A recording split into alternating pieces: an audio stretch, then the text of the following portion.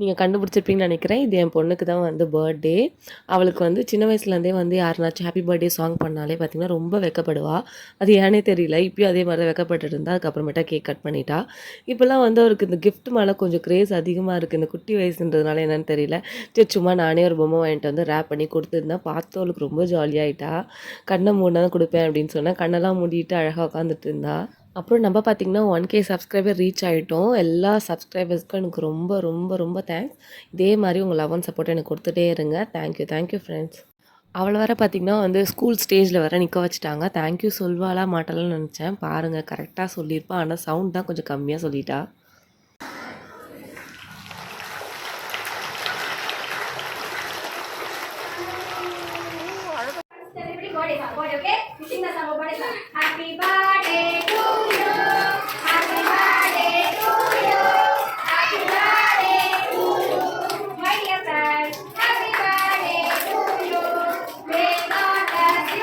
பாப்பாவோட பர்த்டே அன்றைக்கி பார்த்திங்கன்னா வந்து ஆடி பெருக்குன்னு சொல்லிட்டு செங்கல்பட்டு மாவட்டம் ஃபுல்லாக லீவ் விட்டுருந்தாங்க லோக்கல் ஹாலிடே.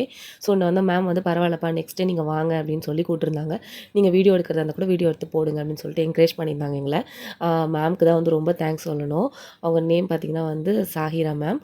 மேம் வந்து பார்த்திங்கன்னா ரொம்ப காமன் போல் ஆகிட்டவங்க. நாங்கள் கேக் செஞ்சு எடுத்துகிட்டு வரணுன்னே கண்டிப்பாக வாங்க வந்து டிஸ்ட்ரிபியூட் பண்ணுங்கள் பசங்களுக்கு அப்படின்னு சொல்லிட்டு அவங்க ரொம்ப ஹாப்பியாக ஃபீல் பண்ணாங்க.